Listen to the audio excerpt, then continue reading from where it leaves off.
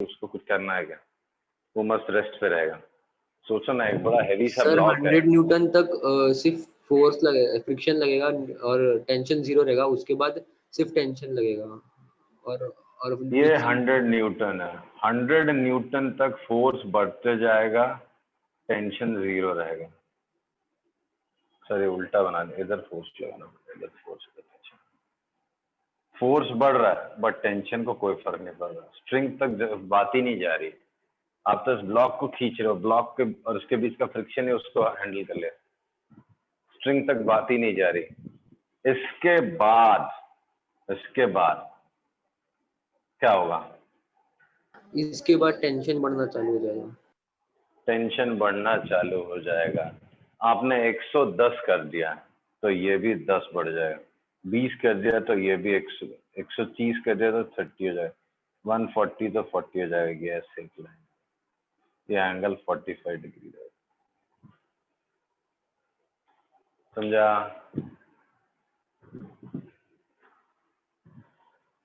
Yes sir. अब बताओ frictional force versus tension. अभी फ्रिक्शनल फोर्स वर्सेस टेंशन बनाना है। फ्रिक्शनल फोर्स कैसे वेरी हो रहा है और टेंशन कैसे वेरी हो रहा है?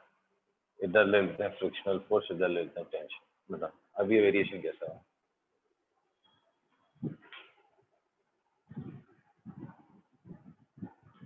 अगर मैं आपको बोलूं फ्रिक्शनल फोर्स वर्सेस टेंशन बनाओगे आप, तो कैसा बनेगा? इसी केस के लिए ऐसा जरूरत नहीं, यही केस में एफ एस इंक्रीज ग्रेजुअली तो क्या होगा?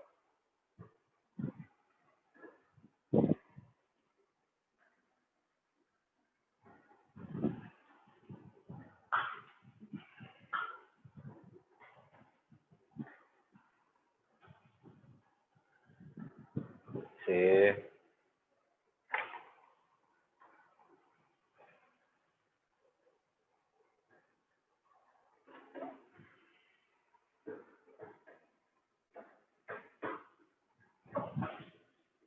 जब फ्रिक्शन 0 था टेंशन भी 0 था, फ्रिक्शन 10 हो गया टेंशन 0 था, फ्रिक्शन 100 हो गया टेंशन फिर भी 0 था, फिर उसके बाद टेंशन बढ़ने लग गया, फ्रिक्शन उतना ही रह गया। ऐसा ग्राफ बने for this case, unless until string breaks. नहीं? Yes sir. फ्रिक्शन इंक्रीज हो रहा था because you are applying gradually increasing force on the block, so friction was increasing 0 10 20 30 40 50 60 70 100 पे फ्रिक्शन बंद हो गया, फिर टेंशन बढ़ने लग गया, तो टेंशन बढ़ने लग गया, फ्रिक्शन बंद हो गया, फ्रिक्शन 100 पे रुक गया। ऑलराइट? Yes sir. ओके, ये अच्छा सा क्वेश्चन है। आपको फोर्स बताना है, ठीक? अगर मैं इसको फोर्स ना लगाऊं, ऐसे रिलीज कर दूं, तो ये फ्लिप करने की टेंडेंसी नीचे, तो मुझे उसको रोकने के लिए क्या करना पड़ेगा? मुझे एक फोर्स लगाना पड़ेगा ताकि ये रुका रहे वहां पर, ठीक? अब मैं एक्सपीरियंस क्या कर रहा हूँ, एक फोर्स लगाया हुआ रुका हुआ है, थोड़ा बढ़ा भी दे रहा हूँ तो भी नहीं चल रहा हूँ, और बढ़ा रहा हूँ तो भी नहीं चल रहा। तो आपको रेंज बताना है कितने से कितने फोर्स के बीच में it will not move at all, that is object will remain at rest. Static friction का ही क्वेश्चन है। आपको 3 मिनट देता हूँ सोचने के लिए, आप सोचो, फिर उसके बाद मैं डिस्कस करूँ। अगर आ गया तो बहुत अच्छी बात। हिंट है, एफबीडी बनाओ। क्या किसी को कुछ आया? सर 8 न्यूटन तक का फोर्स लगाएंगे तो नहीं रहेगा। 8 तो बराबर नहीं लग रहा है, हो सकता है, चलो देखते हैं। सर तो 68। चलो एफबीडी 68, मतलब रेंज बताना है, मिनिमम और maximum value. Let us draw FBD. mg 100 Newton लग रहा है नीचे, नॉर्मल रिएक्शन लग रहा है इधर, F लग रहा है इधर, कितना है पता नहीं, ठीक है? क्या फ्रिक्शन लग रहा है इस पे?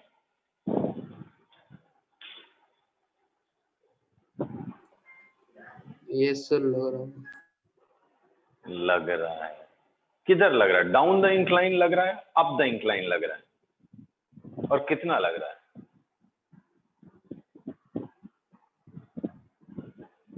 ये सब डिपेंड करता है अप्लाइड फोर्स पे।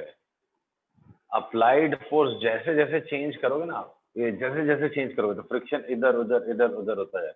आप एकदम फ्रिक्शन कम कर लोगे, एकदम फ्रिक्शन, सर ये अप्लाइड फोर्स एकदम होल्ड करने जितना रखा आपने, तो फ्रिक्शन उधर लगेगा। क्यों? ये ब्लॉक की टेंडेंसी नीचे स्लिप करने की है, फ्रिक्शन ऊपर है। जो थोड़ा बहुत बचाने के लिए था आपने लगा दिया, बट इस बार फ्रिक्शन ऊपर।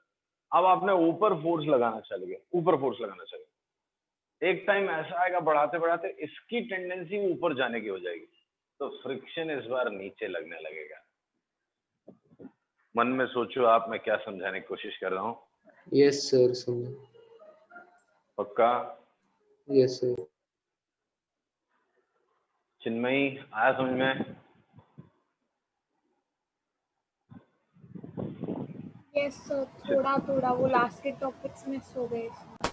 ओके, सी अगर मैं इसको रिलीज कर दूं, छोड़ दो, फोर्स ही ना लगाऊं, तो नेचुरली फ्रिक्शन ऊपर लग रहा होगा, and there is a chance कि ये अपना स्लिप होके नीचे आने लगे, राइट?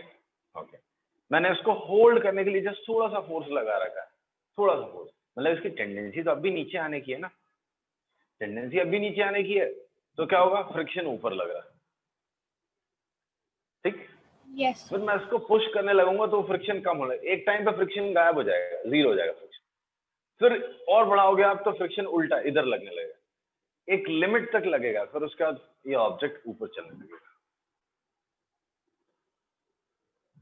तो मैं अगर पहला केस लूं, केस 1, एफ मिनिमम वैल्यू निकाल रहा हूं, तो जब मैं मिनिमम वैल्यू निकाल रहा हूं जस्ट होल्ड करके रखने के लिए, तो फ्रिक्शनल फोर्स किधर लग रहा है? अप द इंक्लाइन या डाउन द इंक्लाइन? अब फटाफट बता दो। Up the incline. Up the incline, क्योंकि इसकी स्लिप करने की टेंडेंसी, एकदम कमजोर जैसा फोर्स लगाया होगा, तो इसका फ्रिक्शनल फोर्स ऊपर है। क्या ये लिमिटिंग फ्रिक्शन होगा या लिमिटिंग फ्रिक्शन से कम होगा? will it be limiting friction or it will be lesser than limiting friction? Sir less than limiting friction. नहीं, इस बार मैंने मिनिमम फोर्स की बात कही है, मतलब उधर लिमिटिंग फ्रिक्शन लग गया, अब बचा कुचा मैं लगाने वाला, तो इस बार यहाँ पे म्यूएस इंटू एन आएगा। सोच लो मैंने क्या बोला। जब मैं कह रहा हूं भाई मुझे सबसे कम फोर्स लगाना है, मैं नहीं लगा रहा फोर्स ज्यादा, तो मतलब पूरा का पूरा फ्रिक्शन लग गया, फ्रिक्शन ने जितना संभालना था संभाल लिया, अब उसके बाद जो एक्स्ट्रा है दैट आई विल अप्लाई। तो इस बार लिमिटिंग फ्रिक्शन आ चुका है। ये बड़ा मुश्किल होता है सोच पाना, तो शुरू में सोचना कि कब लिमिटिंग फ्रिक्शन आया है, कब लिमिटिंग फ्रिक्शन नहीं आया है। ऑलराइट, क्या आपको समझ में आया मैं क्या बोल रहा हूँ? Yes sir. हाँ, तो आप समझ पा रहे हो लिमिटिंग फ्रिक्शन आ चुका है, बिकॉज मैं मिनिमम फोर्स की बात कर रहा हूँ। ठीक है, तो अब इसको रिजॉल्व करेंगे। ये एंगल 53 डिग्री है, इधर हो गया 100 cos 53, और डाउन द इंक्लाइन वेट का एक कॉम्पोनेंट आ रहा 100 sin 53। नेचुरली एनएलएम अप्लाई करेंगे हम लोग किस पे?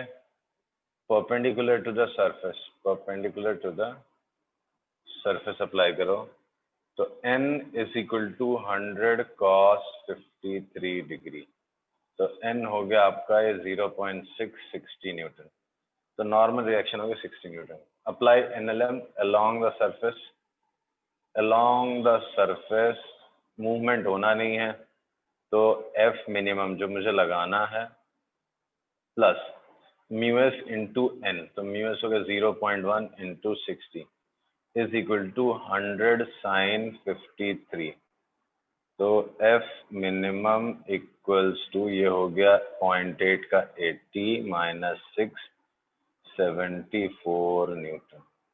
मिनिमम आपको 74 न्यूटन लगाना पड़ेगा मिनिमम रोकने के लिए। अगर आप नहीं लगाओगे तो ये स्लिप होके नीचे आने लगेगा। तो आपको मिनिमम 74 न्यूटन का फोर्स लगाना पड़ेगा। क्या आपको समझा?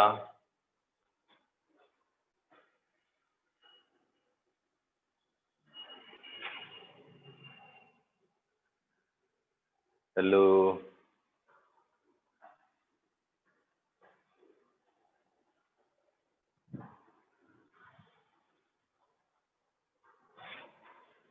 Yes sir. ओके, अब बताओ आप मैक्सिमम फोर्स कितना लगाना पड़ेगा? अब 2 मिनट देता हूँ, फटाफट बताओ। एक्चुअली एक ही लाइन में आपको आंसर आ जाएगा अगर आप समझ गए तो। मैक्सिमम कितना फोर्स लगेगा?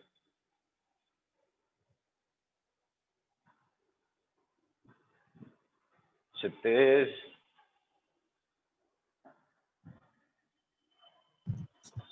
Yes sir. बताओ मैक्सिमम कितना फोर्स लगेगा?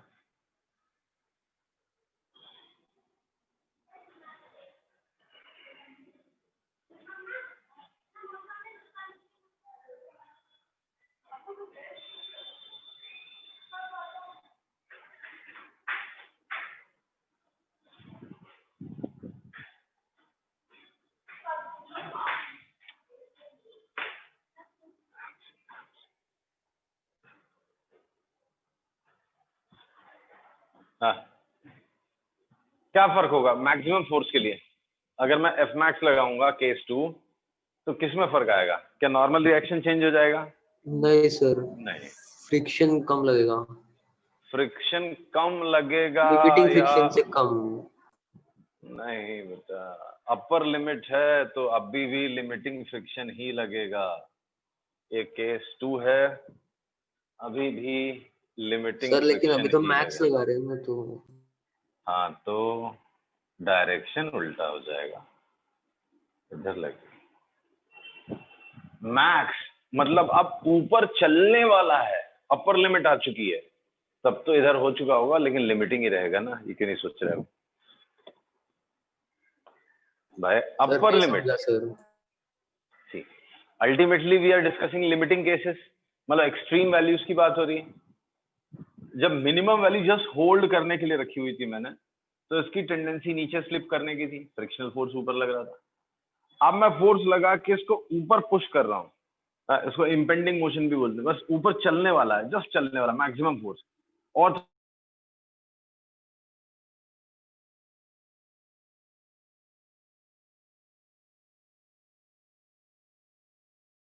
थोड़ा तो चल पड़ेगा। नहीं समझा क्या? Yes sir. तो लिमिटिंग फ्रिक्शन ही लग रहा होगा, बस डायरेक्शन उल्टा हो गया। आप इधर लगा रहे हो, इस साइड लगेगा, राइट? तो इस कैलकुलेशन में कहाँ चेंज आएगा? परपेंडिकुलर सरफेस कुछ फर्क पड़ा? नहीं सर। नहीं। तो नॉर्मल रिएक्शन में कोई फर्क पड़ेगा? नहीं सर। नहीं। फिर अलोंग द सरफेस जब एनएलएम लगाओगे तो सर माइनस करो। ये हो जाएगा minus F max minus 0.1 into 60 तो उधर जाके प्लस हो जाएगा 86 न्यूटन।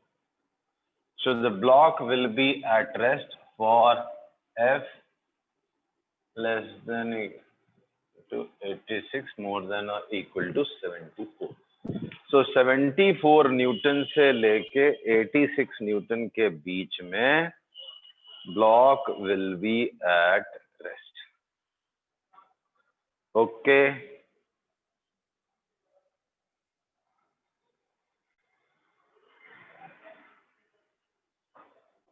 Yes hello, sir. समझा? आज फिर मायूसी सी है इस टॉपिक में, ये आ रहा है समझ में? अब तो एनएलएम आ गया सर। अब तो एनएलएम पढ़ते हुए टाइम हो गया, अब तो आना चाहिए। चिन्मयी आ रहा है?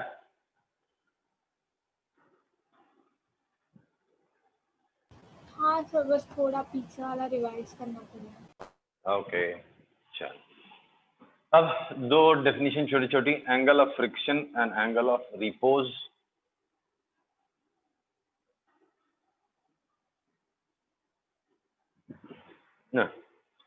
एंगल ऑफ रिपोज, ये एक वर्ड कहीं भी अचानक से आपको मिल जाएगा। What is angle of repose? See, if there is a surface inclination of which can be increased and there be a block kept on the surface, right?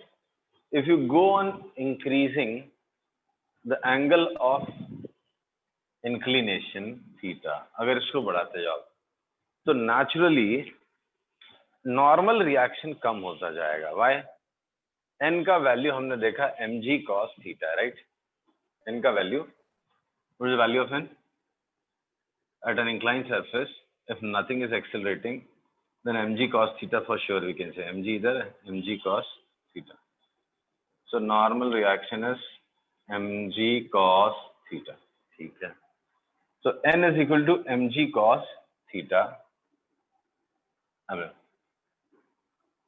As theta increases, cos theta decreases. So normal reaction decreases. Agree? Normal reaction क्या होगा? Decrease होगा.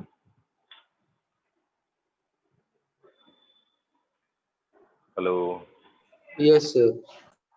तो normal reaction decrease होगा। अच्छी बात है। Normal reaction decrease होगा तो फ्रिक्शन क्या होता है? लिमिटिंग फ्रिक्शन क्या होगा? लिमिटिंग फ्रिक्शन कितना है? Will also decrease. तो आपको नहीं लगता? अच्छा, तो ड्राइविंग फोर्स क्या है? Force down the incline. Down incline कितना फोर्स लग रहा है? mg sine theta, right? तो थीटा बढ़ेगा तो ये वैसे ही बढ़ता जाएगा विथ इंक्लिनेशन, और ये कम होता जाएगा। तो एक पॉइंट ऐसा आएगा जब अपने आप से वेट के ही कंपोनेंट की वजह से वो स्लिप होने की टेंडेंसी आ जाएगी। नहीं? Yes sir. नीचे लाने की कोशिश कौन करता है? mg sine theta, component of wait.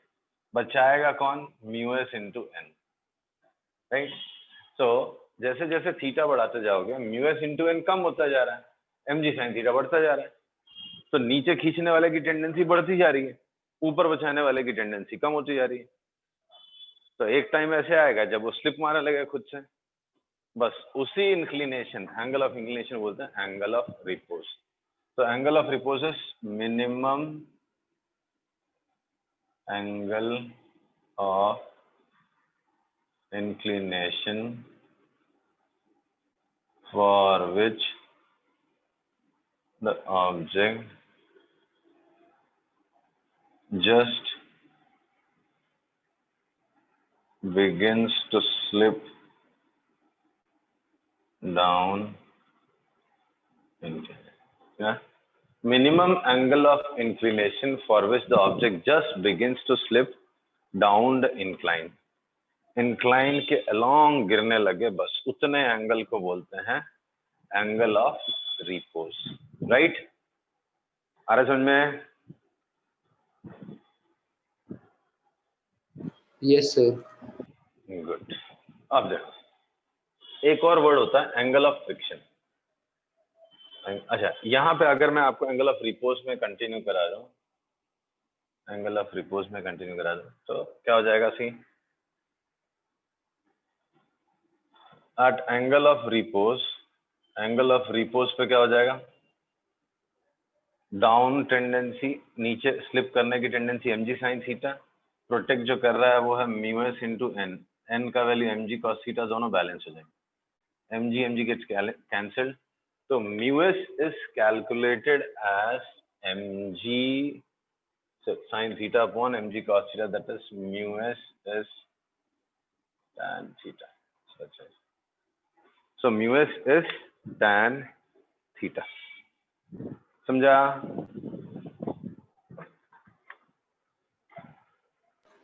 Yes. पक्का? नहीं समझा तो देख लो अच्छे से, फिर वापस एक्सप्लेन कर देता हूँ।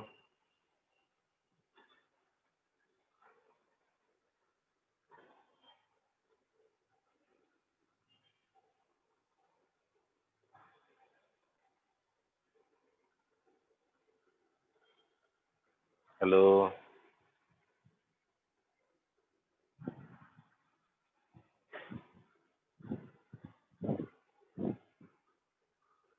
Yes, sir. आ रही है ना आवाज मेरी? Yes, sir. ओके ना, एक होता है एंगल ऑफ फ्रिक्शन। वो क्या होता है? C, angle of friction. Let us assume there's a block kept on a horizontal surface. So forces acting on it are mg and normal reaction. If it is not accelerating in vertical direction, so naturally n is equal to mg. Right? अब इधर से आप एक force लगा रहे हो, max value, जो maximum force है जिसके लिए आप सोच रहे हो कि ये रेस्ट पे होगा, right? So maximum force F is max for which block is at rest. F is maximum for which block is at rest. ठीक है? तो फ्रिक्शनल फोर्स क्या लग रहा है? फ्रिक्शनल फोर्स कितना होगा? हेलो, इस केस में फ्रिक्शनल फोर्स कितना होगा? F होगा सर। कितना होगा? सर F होगा। हाँ, बट मैक्सिमम वैल्यू है, तो can I call it mu S into N, या लिमिटिंग फ्रिक्शन बोल सकता हूँ, बराबर? हाँ, एफ के बराबर ही होगा, Yes, mu sir. S into N बोल सकता हूँ उसको, लिमिटिंग फ्रिक्शन, राइट? तो ग्राउंड से दो रिएक्शन आ रहे हैं, एक आ रहा है mu S into N limiting friction, और एक आ रहा है नॉर्मल रिएक्शन। तो जो रिजल्टेंट रिएक्शन है, this is resultant reaction. Ground से ब्लॉक के ऊपर दो रिएक्शन लग रहे हैं, one is normal reaction, one is limiting friction, यानी horizontal reaction, right? Yes, sir. So ये जो एंगल बनेगा किसका? रिएक्शन जो नॉर्मल रिएक्शन के साथ एंगल बना रहा है, इसको बोलते हैं angle of friction. Angle of friction. See, ground से दो रिएक्शन फोर्स आ रहे हैं, one is normal reaction, one is horizontal reaction. दोनों का जो रिजल्टेंट है, वो रिजल्टेंट नॉर्मल के साथ जो एंगल बनाता है, that angle is known as angle of friction. Clear? So theta is angle of friction. Okay? Yes, sir. तो यहाँ पे आप देख लो, तो tan theta is equal to, ये कितना है? म्यू एस एन, और ये n, तो mu S N upon n, तो n is equal to tan है, तो mu S is equal to tan theta. So coefficient of static friction is also, can also be expressed in terms of angle of friction as tan theta. ठीक है? Angle of repose as well as angle of friction, दोनों में से कोई भी चीज आपको पता है, so you can write it, sorry, coefficient of static friction between the two surfaces in contact, right? And angle of friction as well as angle of repose, both of them depend on theta. Depends in both the cases, it depends on what? Depends on nature of surfaces in contact. Surface पे depend करता है, किस पे? Theta depends on nature of the two surfaces in contact. Is it clear?